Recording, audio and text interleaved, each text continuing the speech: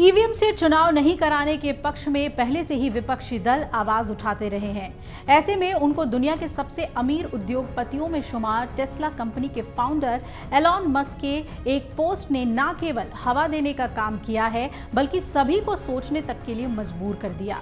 ऐसा नहीं है कि ईवीएम पर पहली बार सवाल उठ रहे हैं। इससे पहले भी इलेक्ट्रॉनिक वोटिंग मशीन को लेकर लगातार बहस होती रही, मामला कई बार कोर्ट में पहुंचा और चुनाव आयोग भी लगातार सफाई देता रहा है।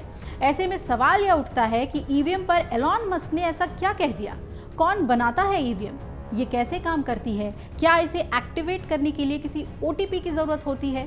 इन सवालों के जवाब जानने से पहले ये जान लीजिए कि ईवीएम में छेड़छाड़ पर कांग्रेस नेता राहुल गांधी ने क्या कुछ कहा था, जिस पर यह विवाद गहरा गया। दरअसल एलॉन मस्क ने अपने पोस्ट में कहा कि ईवीएम को बंद कर देना चाहिए, जिसके बाद भारत में इस पर बहस छिड़ गई। कांग्रेस सांसद राहुल गांधी ने मुंबई से आए एक मामले का जिक्र करते हुए ईवीएम को ब्लैक बॉक्स बताया और कहा कि किसी को भी इसकी जांच करने की अनुमति नहीं है। हमारी चुनावी प्रक्रिया में पारदर्शिता को लेकर गंभीर चिंताएं जताई जा रही हैं। जब संस्थाओं में जवाबदेही की कमी होती है तो लोकतंत्र एक दिखावा बन जाता है और धोखाधड़ी की संभावना बढ़ जाती है। राहुल गांधी ने यह पोस्ट सोशल मीडिया प्लेटफॉर्म के मालिक एलॉन मस्क की एक पोस्ट को कोट करते हुए किया और इसके अलावा कई और भी विपक्षी दलों ने ईवीएम पर सवाल उठाए। अब आइए जानते हैं कि ईवीएम बनाता कौन है। भारत इलेक्ट्रॉनिक्स लिमिटेड यानी बीईएल अलग अलग तरीके के चुनावों के लिए इलेक्ट्रॉनिक वोटिंग मशीन यानी कि ईवीएम का निर्माण करता है।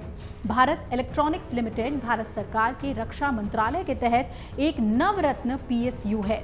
ये सेना, नौसेना और वायुसेना के लिए अत्याधुनिक इलेक्ट्रॉनिक उत्पाद और सिस्टम बनाती है। ईवीएम में दो यूनिट होती हैं, कंट्रोल यूनिट जिसे सीयू कहते हैं और बैलेट यूनिट या जिसे बीयू कहते हैं। कंट्रोल यूनिट में मतदान के संपूर्ण नियंत्रण, मतदान का संचालन, डाले गए कुल मतों का प्रदर्शन और परिणामों की घोषणा का ध्यान रखा जाता है। ये कुछ बटन दबाने पर सभी जानकारी देता है। दूसरी बैलेट यूनिट होती है जो एक सरल मतदान उपकरण है। ये उम्मीदवारों की सूची प्रदर्शित करती है। इसमें नाम, प्रतीक चिन्ह दर्ज करने की सुविधा होती है। मतदाता को प्रत्येक उम्मीदवार के नाम के पास वांछित स्विच दबाना होता है। जैसा कि आप वोट डालने जाते हैं और देखते हैं कि चुनाव चिन्ह के सामने प्रत्याशी का नाम लिखा होता है और आपको जिसको मतदान करना होता है, अपना वोट देना होता है, आप उस बटन को दबाते हैं। अब आइए जानते हैं कि क्या ईवीएम को हैक किया जा सकता है।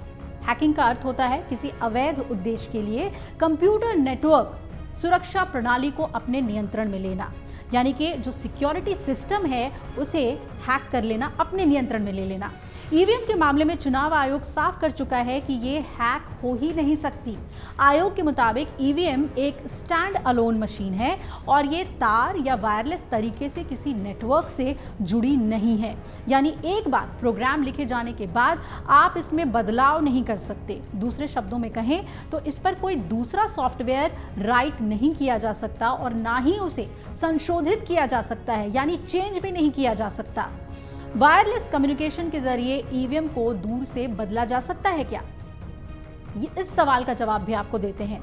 ये आरोप हमेशा लगाया जाता है कि ये ऐसा या तो मूल डिस्प्ले मॉड्यूल को वायरलेस डिवाइस से सुसज्जित किसी अन्य डिस्प्ले से बदल कर किया जा सकता है या एक अतिरिक्त सर्किट बोर्ड डालकर भी हैक किया जा सकता है, जो वायरलेस डिवाइस के माध्यम से एक्सटर्नल यूनिट के साथ कम्युनिकेट कर सकता है और परिणाम घोषित करने के लिए उपयोग किए जाने वाले कंट्रोल यूनिट यानी कि सीयू डिस्प्ले को नियंत्रित करके परिणाम को बदल सकता है। चुनाव आयोग अब इस पर कहता है कि इस तरह के बदलाव के लिए पहले स्तर की जांच के बाद ईवीएम तक कई बार पहुंचना होगा, जो कड़ी सुरक्षा के बीच असंभव है। दूसरा, M3 ईवीएम के डिस्प्ले यूएडीएम में लगा होता है। यूएडीएम को खोलने या उसमें छेड़खानी करने का कोई भी प्रयास ईवीएम को फैक्ट्री मोड में भेज देता है। क्या ईवीएम ओटीपी या ब्लूटूथ के जरिए ईवीएम अनलॉक हो सकती है? तो मुंबई ईवीएम विवाद के बाद जिला निर्वाचन अधिकारी मुंबई ने यह ट्वीट किया कि ईवीएम को अनलॉक करने के लिए मोबाइल पर कोई ओटीपी यानी कि वन टाइम पासवर्ड की ज़रूरत नहीं होती है, क्योंकि ये नॉन प्रोग्रामेबल है और इसमें कोई वायरलेस कम्युनिकेशन नहीं हो सकता। ईवीएम सिस्टम के बाहर की यूनिट के साथ किसी भी वायर्ड या वायरलेस कनेक्टिविटी से कनेक्ट नहीं हो सकती है, यानी कि ये एक स्टैंड अलोन डिवाइस है। किसी भी तरह की हेरा फेरी की संभावना को खत्म करने के लिए एडवांस्ड टेक्निकल फीचर्स इसमें होते हैं। तो ईवीएम किस तरीके से बनाया जाता है, किस तरीके से ये काम करता है, उसके बारे में हमने आपको विस्तार से बताया है, लेकिन फिर भी इसकी ऑथेंटिसिटी पे, इसकी विश्वसनीयता पे लगातार सवाल उठ रहे हैं और इस पर सियासत भी हो रही है। अगर आप ये वीडियो YouTube पर देख रहे हैं तो हमारे चैनल को सब्सक्राइब करें और बेल आइकन को दबाना ना भूलें। अगर आप Facebook पर ये वीडियो देख रहे हैं तो हमारे पेज को लाइक करें।